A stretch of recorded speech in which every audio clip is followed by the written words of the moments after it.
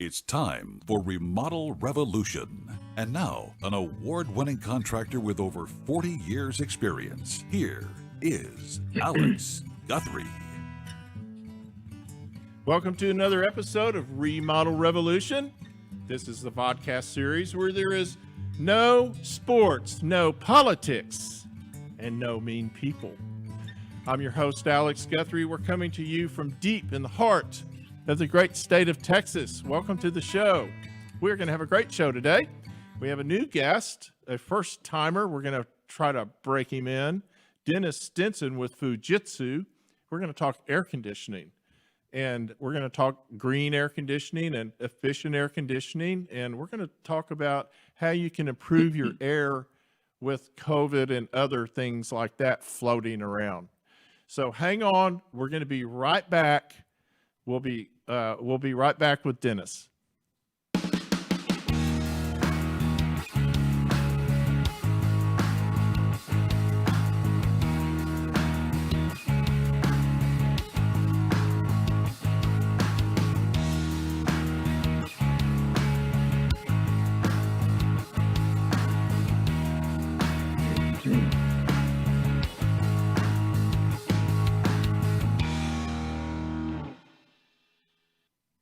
Well, it's that time of year again. So we go from here in Texas and pretty much across the nation. We're all warming up pretty good.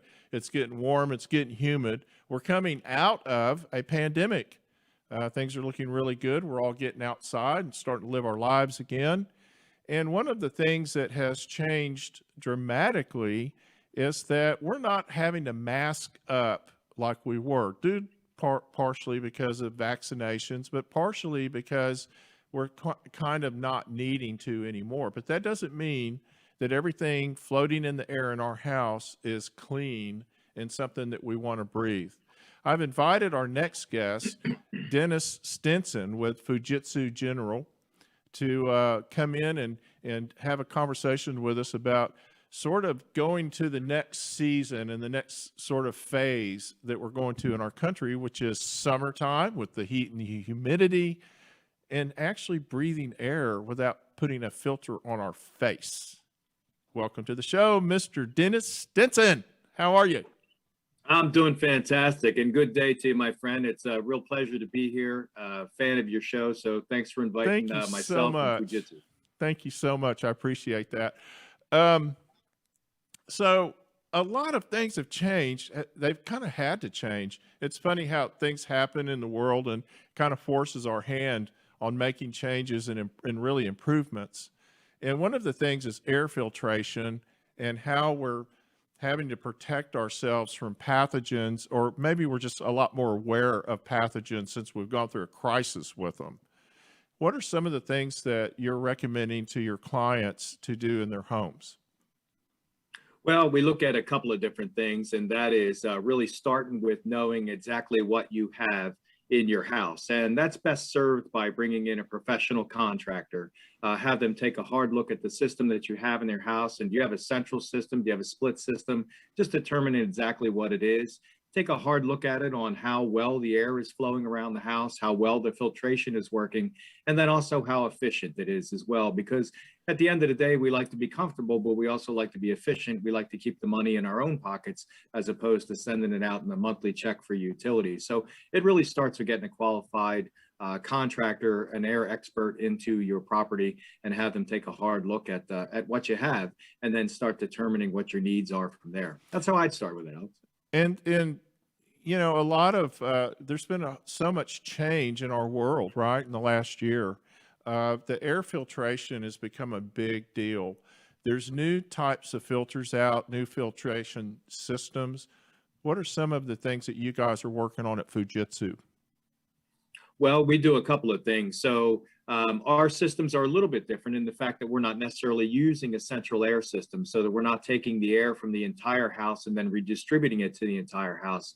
Our system is based on putting an evaporator or an air handler in the point of use. So with us, you would have an air handler in maybe your family room, you would have one in your master bedroom, and that piece of equipment would have some filtration on it as well.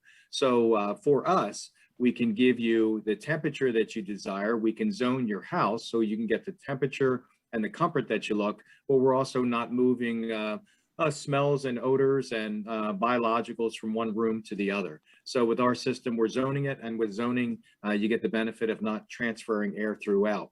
So you, Our are you system, talking about like are we talking about a ductless system? absolutely. Mm-hmm. And Yep. so it's like each room has its own really filtration and air control system in it. Absolutely, absolutely. So by doing that, you're giving yourself the zone comfort that you're looking for. If in the master bedroom you like to sleep at 68, but maybe a guest or some kids like to sleep at 72, you're not fighting blankets in one thermostat in the hallway. If you have family members that grow up and go off to school and move on in their lives, you don't have to air condition or heat every room in the house to the same temperature. That's a So you great get some idea. economies of scale there Yeah. as well. But in the world that we're living in today, a lot of our homes have changed their functionality. So now we have people working from home. We have people schooling from home. Maybe we have some extended family that's now living with us that maybe wouldn't have before. So we've changed the use of some of the rooms in our property. And this is a great way to adjust for that and accommodate the new normal. One of the things that I've dealt with a few times in my career as a remodeling contractor is people that have disabilities, particularly people that are in wheelchairs, that have entirely different needs and requirements for their heating and cooling, primarily because you have people that don't have good circulation. So when air hits their skin, it feels cold, and they may need a whole different type of system. Like I'll go in and put an entirely different system in a master suite and bathroom, and it may be kept at 80 degrees year round because they don't react well to cool air. And so that's the perfect system. And we used to have to take just a forced air system and kind of bastardize it and make it work. Mm-hmm. But with your type of system, it really lends itself to a lot more control of a particular area of the house. Yeah, and really when we came into the market 20 years ago, we were really thought as spot heating and cooling. So we were put in sunrooms, we were put in basements, we were put in areas that needed conditioning that didn't currently have conditioning, and addition, things of that nature. And then we were adopted as more of a supplemental heat. So maybe the purpose of a room has changed. Maybe there's more load in there that would have been before, so we needed to supplement what's there. But really, Alex, the technology on heat pumps has come so far in the fact that we can get a tremendous amount of heating and cooling out of a very small box. Mm-hmm. And that's unusual because we're using inverter technology. So we're able to really squeak out very high efficiencies and a lot of performance out of a very small box. So I have moved from spot heating and cooling to supplemental to really whole home and year-round comfort. So, I mean, I have products that is as high as 33 SEER. And when you think about that, the mandate for SEER efficiency is 13 in the north, 14 in the south. So I'm more than 2 times the mandated performance in terms of efficiency. But I'm also had the capability of working to minus 15, which wasn't a big deal until recently in Texas. But now that's something y'all start paying attention to. Yeah, we changed a lot of attitudes around here a couple of months ago, man. Exactly. And everybody was calling grandma for those blankets she'd been making. Your system can go down that cold then. I didn't realize that. Yeah, and it's kind of it's not your father's Oldsmobile anymore, right? To steal a cliche, because when you and I look back at the heat pumps that came out in the 80s, They worked until it got to about 36 degrees outside. And then we realized the concept called backup resistant electric and how expensive that was. Yeah, no And kidding. really what we find now is that, right? So what we find now is that our product, take a 12,000 BTU system at minus 15 degrees Fahrenheit, it'll give us almost 15,000 BTUs of heating performance That's out of it. So amazing. it'll be over label. It is amazing. It really is amazing the amount of heat that we get out of the product. Well, and the other thing that lends your product works well with your product is that we're just building much more efficient houses. You know, the foam that we're using, the windows that we're using are far more efficient. Our building techniques lend themselves to less air, actually. The problem we had for a few years when we were sort of working into this higher quality home and more efficient home, we were overpowering them with air. We were putting too much air. And listen, and I know you heard this for many years, like I have. Well, I have a client that says, "Hey, man, I want to hang meat in my living room." Yeah. Oh, yeah. And I go, "Fine, get ready for the mold, baby." Yeah, exactly. Yeah, yeah. You'll be starting a mushroom farm. Exactly. Well, the nice thing about our product is the typical type of product that we have is that it's an inverter driven product. And just get a little geeky with you because I'm pretty proud of it. What we do is we convert AC voltage to DC voltage, and that gives us the ability to ramp up and down our compressors and our fan speed. So what that really means is that our product is putting out exactly the amount of BTUs that's required. It's not all on or all off. Typically, our air conditioning and heating systems in the US are all on or all off, or they could be 2 or 3 stage. So they're half on or all on or half off. With us, we've got almost an infinite level of variation from the top to the bottom based on what the room needs. So ideally, our system comes on and just kind of purrs along, kind of like cruise control in a car. Alex, the best way it was described to me many years ago is our system is like buying a radio. An older system would be buying a radio with no volume control. Our system is like buying a radio with a volume control, so you can turn it up or down based on what you need. That's amazing. And with it, one of the things that I've always loved about them is that they're so quiet. One of the first things I've noticed is that you'll go into a room and you'll wonder if it's on, and it can be on, and some people will put a little piece of ribbon or something up there to watch it blow, just to make sure they know it's blowing. But that's an amazing part of the process. So this lends itself to things like vacation homes, secondary buildings that you might have. Let's say maybe you have a garage office and you don't want to keep that at too cool. You don't want to spend too much money cooling it during the summer when you're not in there. But this system is so efficient that it doesn't really burn all the money out of the bank account to keep it, at a decent temperature. You're exactly right. And again, we started in that spot heating or cooling. So the office above the garage, the additional addition for the in-laws and all, we're perfect for that application. But we also do many, many whole home solutions now as well. So I know you would ask, we do have a variety of indoor units, and everybody's used to seeing the wall mount units, that they are horizontal and they hang on a wall. And they are by far our most popular unit for a variety of reasons. But we also make ceiling cassettes. So they're 2x2 grids, and they would fit inside of a ceiling and be able to give a 4-way throw out. We make it smaller ones and bigger ones, whether it's residential or commercial, not only in output, but also in physical size. And then I also make a ducted ductless unit. And that is, I have mini air handlers. So for instance, when I take a look at doing an entire home, maybe I go upstairs and I stick a unit in the master bedroom because that's who's paying the mortgage and should be the most comfortable, right? But maybe the hall bath and the 2 small bedrooms, it doesn't make sense to stick a head in each individual room, maybe I can capture them on a mini air handler and do some modest amount of duct work and take care of those rooms. So I can zone the house, but it doesn't mean that every room in the house has to be a zone.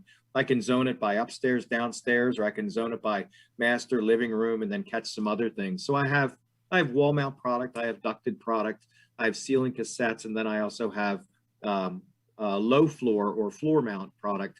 And that would remind you a lot of maybe what a radiator would look like. So I've used the wall mount and the ceiling, the cassette, which I fell in love with, incidentally, and so did my client. We converted a screen porch, and we enclosed it, turned it into a year-round porch. And of course, in this part of the world, you don't have a year-round porch if it doesn't have air conditioning. Right. And so we used the cassette, and man, I love that thing. In fact, she called me. This is interesting. She called me and she said that during our big freeze that we had, she said that is the room we used, which I was really impressed with that. They've got a baby. That's why we did the room. And they were all able to stay in there and stay comfortable during really pretty much the whole thing while they had electricity. Yeah, that doesn't surprise me.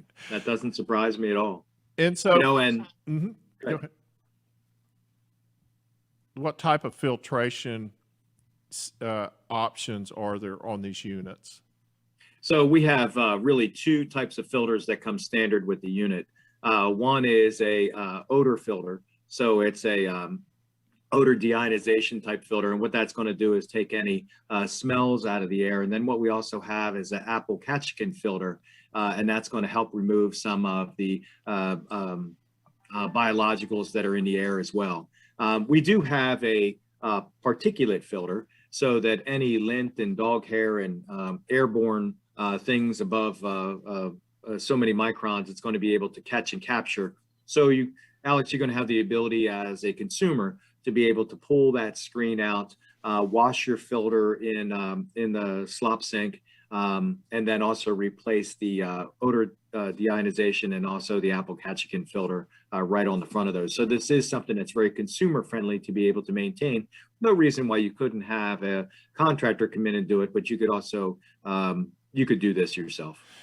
What would you recommend to homeowners that are right now thinking about what do I need to do in my house to kind of smarten up my system and get it more efficient? I've got the heat coming in. We're about to hit you can see about every 2 weeks we go up another 5 degrees steady. If you look at the 5-day forecast, like we're now in the low to mid 80s. The next one will be the low to mid 90s. And then who knows from there, when the tar starts melting in the street, we know we're in summertime in Texas. But right. What would your recommendation be for a homeowner right now that has just a normal system for them to go through and sort of tighten that baby up and so they don't have these ginormous electric bills, hopefully? Yeah, so there's two things that we all want to pay attention to as a homeowner. Number one, are you comfortable? Are you comfortable in your home? So as you move throughout your home, when you're in your kitchen, when you're in the living room, when you go upstairs, are you comfortable? And when you go upstairs, is it 8 degrees warmer upstairs than it is downstairs? So are you comfortable, and are all the rooms that you use in your house comfortable? Because if you're not, then it's time to bring in a professional and start looking at what some options are. The second question is can you afford to be comfortable? So when you get that monthly electric bill, is it something that's inside of your budget? If you're comfortable and your budget is good, then it's a matter of maintaining your equipment. If you're not comfortable or your budget is not good, then it's time to take a look at what some of the alternatives are out in the marketplace. I would tell you that there's incredible incentives in the marketplace now, through some of our Clean Air Energy Acts and HR 133, and there's some different House bills out there that have been out there for some time and continue to come out that can help offset the cost to upgrade in terms of quality. Today, it's often less expensive to install a better piece of equipment than it is the run of the mill. So I would certainly do my homework on that. And then regardless of which way you go, I would bring in a well-recognized contractor from the area. I noticed that you have a sponsor that's a contractor, very good, by the way. So I would have somebody come in and take a look at my HVAC system, get an idea of how old it is. And typical HVAC systems last 15 to 20 years. So if you're on the back end of that, you might want to start thinking ahead and not wait until it's 105 in Texas with melting tar and you have no air. So well, that's generally when they break down at midnight. You know? Yeah, they do. Yeah. When you and I are on the road, yes. That's on Sunday. Yes. Yes. But that's what happens. And so what we like to talk about this time of year is bring somebody in now and check it and do as much preventative maintenance. What are your advice there? So in terms of preventative maintenance, whether it's a ductless system, which is what I go to market with, or a traditional unitary system, I mean, having a qualified contractor come in and clean the coils, both indoor and outdoor. So we know that we have a heat exchanger on the inside and we have a heat exchanger on the outside, and have them come in and clean those coils. There's various things that accumulate on the coil over a period of time. And by not having that clean, it's like throwing a wet blanket over it. So it can't transfer the heat as efficiently as we want it to. And that's not just translated to dollars, and it does translate to dollars, but it also translates to being comfortable as well. So as you would change the oil in your car, make sure that you have a contractor, an HVAC contractor that you are doing business with. A service contract's not a bad idea. I'm a strong advocate that as a homeowner, there should be a couple of people that you have a relationship with. You should have a relationship with an HVAC contractor. You should have a relationship with a plumber. You should have a relationship with somebody that can do some exterior work on your house. And you should have a relationship that somebody can do interior work. And that can be one and the same or mixed around, but you should know who to call before you need to call them. Before it's an emergency. Absolutely. Yeah. Absolutely. Yeah. And a lot of what we deal with here in the summertime is houses that flood because the water pans back up, and the condensation drain pans will fill up. The condensation drain will back up. These little things that are very controllable, that are, for instance, if your coils are putting out so much water that it's filling the pan up over the top and it's coming through the garage sealant or whatever it is it's doing, then you have to look at what's causing that, which, like you say, is probably dirty coils. Plus, why didn't it drain? And these are almost all preventable things. These are things that a regular maintenance will do. You know, we have old mud daubers around Texas that'll come and clog up one of those drains in a heartbeat, man. They love them. I've heard about them. I've heard about them. Yeah. But no, you're absolutely right. Getting somebody in there and looking the whole system, not just from the coil, but the airflow, making sure that the capacitors are, the electrical side of it's operating correctly. Then also just have a conversation on, a lot of gee whiz things happening in the marketplace now. So would I like to have a Wi-Fi thermostat? Do I want to be able to tie that into my Nest system? Do I want to be able to sit on my couch and yell at Amazon or Alexa to turn up and down my heat? All of those things instead of your partner. Yeah, exactly. Yeah. And you can blame it on Amazon. Yeah, I mean, there used to be a Alexis. time when we got off the couch to change the TV channel. Now we don't even have to do that for no, it's getting bad, man. What are some of the things you're looking forward to coming out in the market, and that are maybe improvements or like you say, whiz bang bells and whistles? So, what's happening? Yeah, we got some great stuff. I mean, really the control side of the business and the efficiency side of the business is what drives a lot of what we do. We have some changes in refrigerant coming, some mandated changes in refrigerant coming, and that's a good thing. And we've got some mandated changes for efficiency. So we continue to ratchet the bar up on efficiency. The HVAC industry is really, alongside the automobile industry, is really leading changes for efficiency. And we challenge each other and we get there. So it's a good thing. So that is coming down the road. But then we also get some fun stuff like the gee whiz technology stuff. So I mentioned that, whether you look at, sitting on your couch and yelling at Alexa to turn up and down the heat, we do have that. And then we also have really recently aligned with an app called IFT, and it stands for if this, then that. So it's kind of neat stuff, so that, when it hits 36 degrees outside, you could play White Christmas and turn the heat on. Right. It will do that. It's just well, all not kinds only of that, stuff. you have now this hasn't been an issue in the last year because nobody can travel, but you have the ability to control everything in your house now from anywhere in the world. That's what's truly amazing. And of course, right. now we're all talking to each other. We've got the security talking to the air conditioning, talking to you on your iPhone. It's amazing. It's truly amazing. I can tell you when you need milk, right? That's There's right. refrigerators now that'll show That's inside. right. So that's right. you can geo-fence and turn on the lights and the air conditioning and start the coffee pot. I mean, it really is amazing. Well, I don't know what we did before this. Guys like you and I that have been around this a long time, and I know you've been doing this for 30 years, we've watched an amazing transformation in technology and best practices. The housing industry has had to keep up with the more efficient AC. It used to be the other way around, and all the technologies actually. And so it's really been fun watching and fun, making things get better for everybody. It's been pretty cool.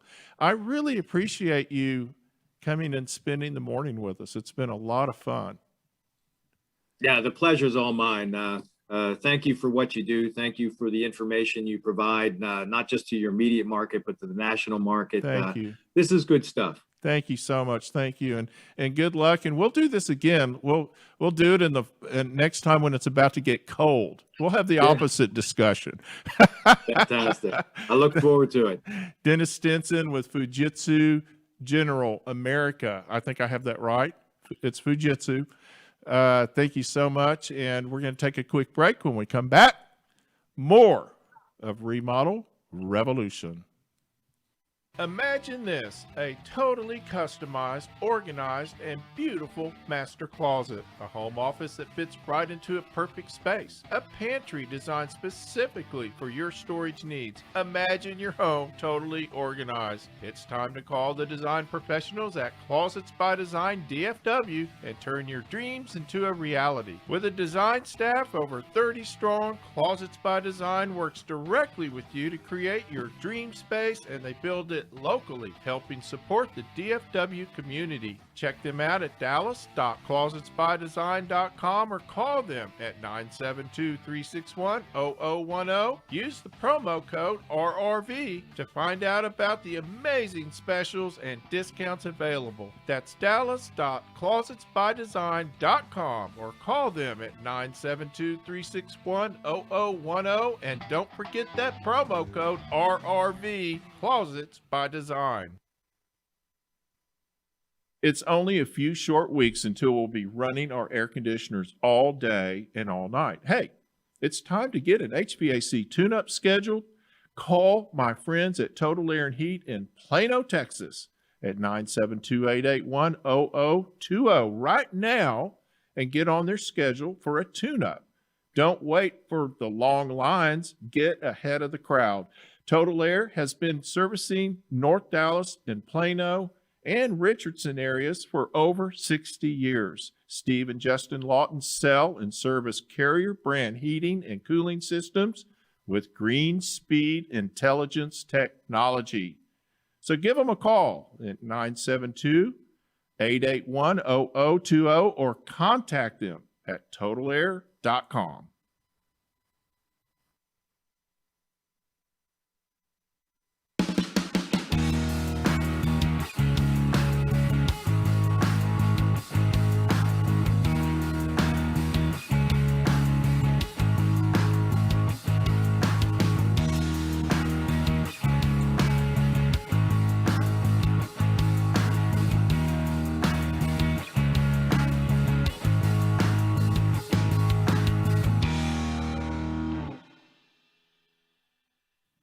Well, it has been quite a year for everybody. Actually, it's working on a year and a half, and the housing industry has gone crazy.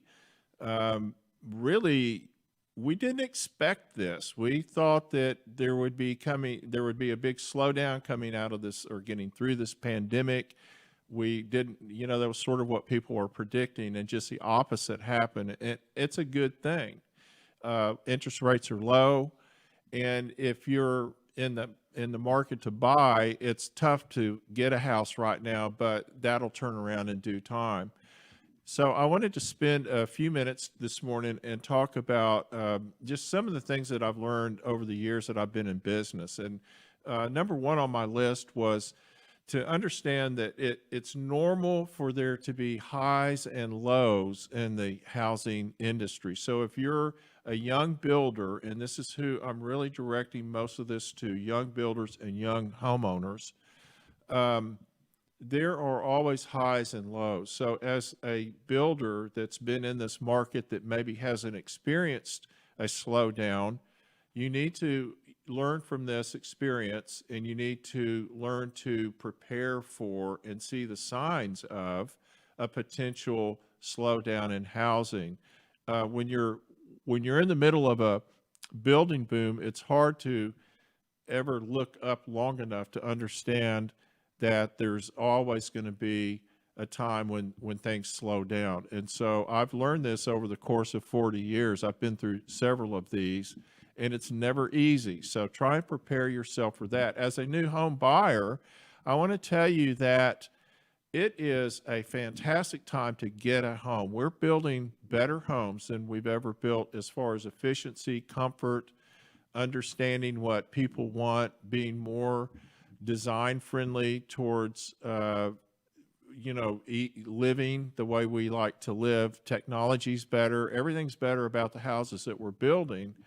But right now we're just having a hard time getting them out there to you. But that'll turn around in due time.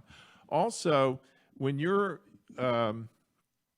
looking at the market and you're looking for new homes, you really need to use your best judgment as far as whether or not this is the right time to actually purchase a home for you.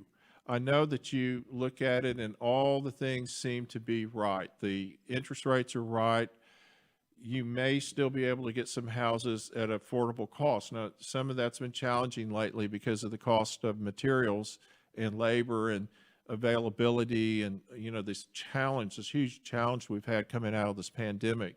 But I think that that'll all right itself. That'll all get back to normal in due time. And so it might be a time for you to say, maybe I don't have to buy that home right now. Don't freak out about the interest rates. Look, we've paid I paid 14% interest rate on the first house I bought. So I understand it's scary, but these are super, super low, and they'll find a way to keep them low, I think, for as long as they can. So the reason I'm bringing this up is, don't feel like you have to make a purchase that's going to get you in trouble down the line. If you're not comfortable making the house payment, then it might be more than you should be paying. Maybe you should wait until you're comfortable with a house and a house payment.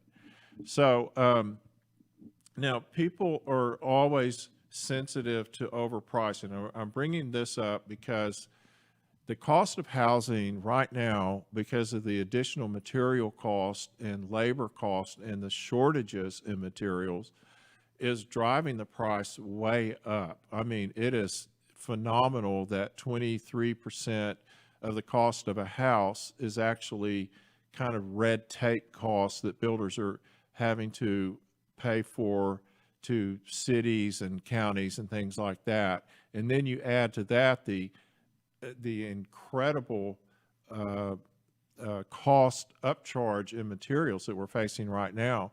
And you all of a sudden you end up with a house that's way over what you thought it was going to cost.